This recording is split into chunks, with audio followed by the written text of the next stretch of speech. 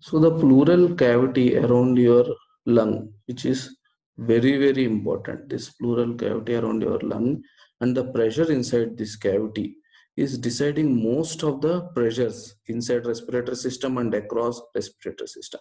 If you see this diagram, so visceral pleura is attached to your lung, parietal pleura attached to your chest wall. In between, there is a very minimal amount of space. Okay, blind end space containing some 5 to 35 ml fluid. So imagine this pleural space, like you take two glass slides, okay, keep a water drop and close those glasses. In between those two glass slides, you keep a water drop. Then what happens is, if you try to move those glass slides, you can slide the glass slides easily.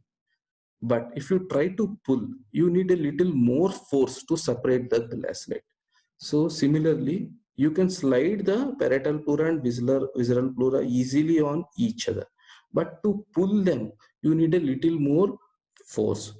So because of the elastic recoil of the lung, visceral pleura is always pulled towards inside and chest wall is always pulled towards outside. So there is a tension created in the pleural space. Already it is a blind sac with very minimal amount fluid. So this leads to creation of a negative minus 2 mm pressure. In some areas of the lung, because of gravity, it will be from minus 6 mm also. Okay, that we'll discuss in another videos. So this pleural cavity under normal physiological conditions always maintain a negative pressure. Always maintain a negative pressure. So during a surgery, by mistake you opened the pleura, you cut the parietal pleura, or as there is an injury to the chest and rib pierced the parietal pleura, or as there is an enlarged alveoli, bullous alveoli, which burst open into the pleural cavity. In all these conditions, air enters the pleural space in between visceral and parietal pleura. This condition is known as pneumothorax. Even though very small amount of air enters this pleural cavity, there is a severe lung collapse. You can see the size of the lungs. With intact pleura, how much is the lung volume, and at the same time when small amount of air enters the pleural cavity, how much is the lung collapse. This collapse is not because of the air pushing this lung. It is simple alteration in the pleural pressures. The moment air enters this pleura, this intrapleural pressure will become positive. When the intrapleural pressure becomes positive, if you see the transpulmonary pressure, where PA minus PI, if the intrapleural pressure becomes positive, then transpulmonary pressure will become negative. Once it becomes negative, it is a collapsing pressure. Already there are recoiling forces of the lung towards inwards, and when the transpulmonary pressure also becomes negative, okay, then the lung will have collapse. A small amount of air escape into the pneumothorax leads to the collapse of the lung. Not only air, any other condition where the pleural space fluid volume also increases, this leads to the change in the pressure of intrapleural space, making it positive, causing the transpulmonary pressure becoming negative.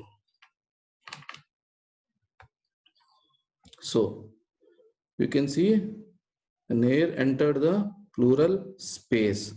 What is happening to the intrapleural pressure? It is becoming positive.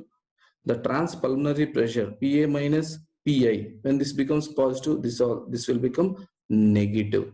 So lung collapses. It is a compressing transmural pressure. What happens to chest wall pressure? This will become positive. Normally it is negative, keeping the chest wall inwards. When this become positive, this will become a distending pressure, making the chest wall barrel shaped. This will become barrel shaped. If you see normal side, when there is normal lung and very minimal amount of pleural space with pleural pressure being negative, the chest wall is normal. So the transpulmonary pressure is outwards and lung elastic recoil is inwards.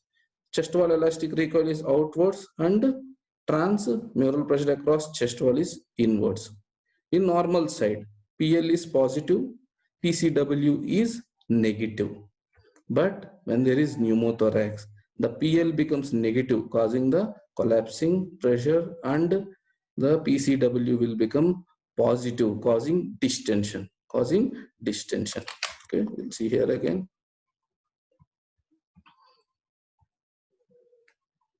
So, transmural pressure in the lung. It is normally positive. Transpulmonary pressure is positive. So it is a distending pressure. But when PI becomes positive, PI becomes positive. Let's say this is 0 minus plus 2. So what it will become? PL becomes minus 2. When PL is minus, that means it is not distending. It is a collapsing pressure. Lung collapses. Lung collapses. No, here in the chest wall, PI becomes positive. Normally, it is a normally PI is negative, and minus of minus 0 or something like that. This is always a negative pressure. Negative pressure causes collapse of the chest wall. This red arrow indicates normal PCW. But when PI becomes positive, positive minus of anything, whatever it might be, PCW will become positive. When transmural pressure is positive, it is a distending pressure. This will become barrel shape.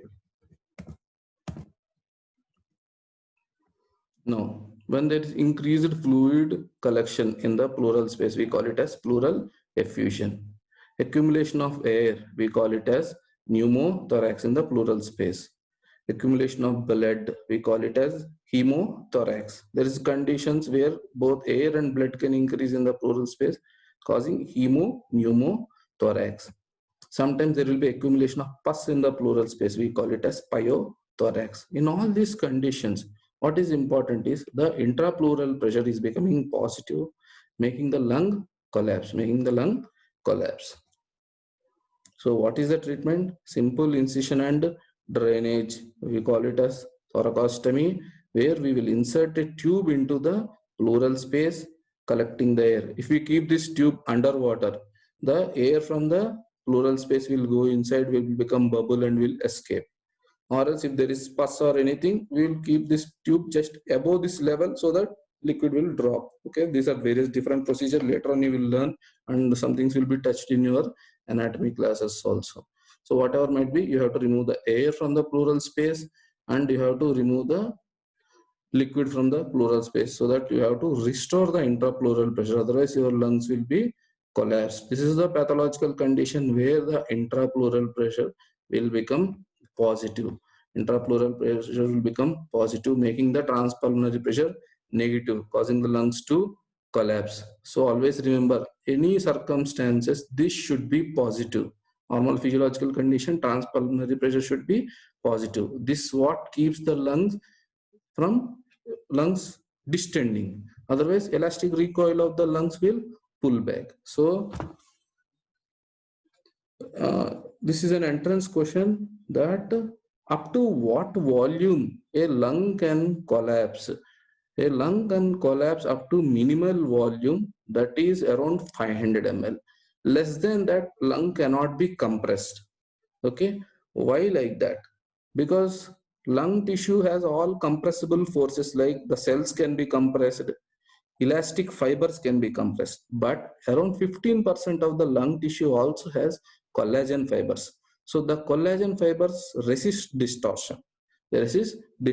So at the last minimal volume, that is around 500 ml of the volume, let's say this is 500 ml of the volume, the collagen fibers will prevent the lung from collapse. So this is an entrance bit, just remember, it is good. But at the same time, if the collagen content increases, like we call it as pulmonary fibrosis, where chronic smokers face this problem, the collagen content will increase, making the lung fibrous. There the distension of lung will vary, because lung elasticity will reduce.